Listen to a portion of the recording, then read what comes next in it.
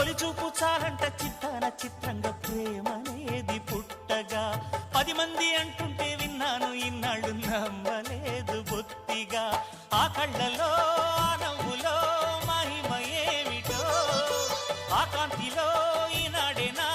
ఉదయమైనదో మదిసీమలో ఇన్ని మరుమల్లే గంధాలు మునుపెన్నడు లేని మృదువైన గానాలు మొదటి బలపు కథలు తెలుపు గేయమై తీయగా